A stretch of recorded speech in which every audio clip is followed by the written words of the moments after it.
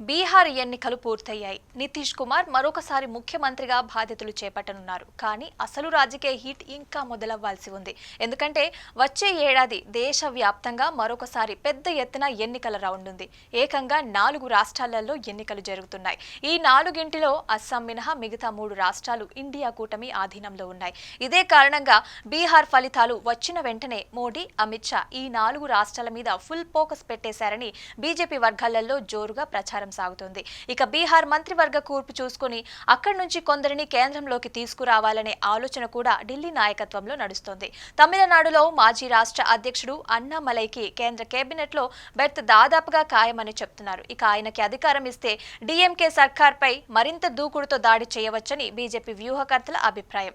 ఇది ఎన్డీఏకి వచ్చే ఎన్నికలలో బలమైన లాభాన్ని ఇస్తుందని భావిస్తున్నారు. ఇక వచ్చే ఏడాది మే నెలలో బెంగాల్ ఎన్నికలు. సమయం చేతికి చాలా తక్కువ. అందుకే అక్కడి నుంచి 1-2 మంది గట్టి నేతలని కేంద్ర మంత్రి పదవులు ఇచ్చి మమతా బెనర్జీ ప్రభుత్వం మీద రాజకీయ యుద్ధం ప్రారంభించే ప్లాన్ బీజేపీ వర్గాల మాటలలో బలంగా వినిపిస్తోంది. కేరళలో బీజేపీకి ఒకే ఒక్క ఎంపీ సురేష్ గోపి. ఆయన మంత్రి పదవి వద్దన్న తర్వాత త్వరలో రానున్న రాజ్యసభ స్థానాలలో ఎవరికైనా పదవి ఇచ్చి అక్కడి కమ్యూనిస్టు ప్రభుత్వాన్ని కౌంటర్ చేయాలనే పక్కా స్కెచ్ కమలనాథులది. ఇక అస్సాంలో ఇప్పటికే హిమంత బిశ్వ శర్మ గట్టి నాయకత్వం చూపుతున్నారు. ఇంకా బలంగా నిలబడేందుకు కీలక నేతలకి కేంద్రంలో చోటు ఇవ్వాలని కూడా ఆలోచిస్తున్నారట. ఇతర రాష్ట్రాలలో ఉండే మార్పులు భారతదేశంలోని మిగతా రాష్ట్రాలలో కూడా అవసరాన్ని బట్టి కేబినెట్ రీషఫుల్, కొత్త బెర్త్ అన్ని జరిగే అవకాశాలైతే ఉన్నాయి. ఇక ఏపీ విషయానికి వస్తే వచ్చే కేబినెట్ విస్తరణలో మరొక బెర్త్ ఇచ్చేందుకు మోడీ సుముఖంగా ఉన్నట్లుగా ఢిల్లీ టాక్. ప్రస్తుతం బీజేపీ నుంచి ఒకరు, టీడీపీ నుంచి 2 మంది కేంద్ర మంత్రులుగా ఉన్నారు. ఇక జనసేన నుంచి ఇప్పటి వరకు ఎవరికి అవకాశం అయితే రాలేదు.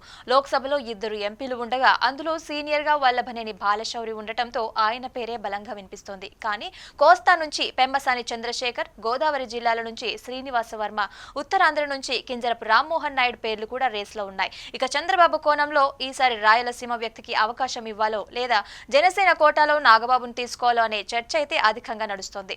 చివరికి ఏ పేరు మీద ముద్ర పడుతుంది, ఏ పార్టీకి అదృష్టం కలిసి వస్తుందన్నదే రాజకీయంగా హాట్ టాపిక్ గా మారిపోయింది.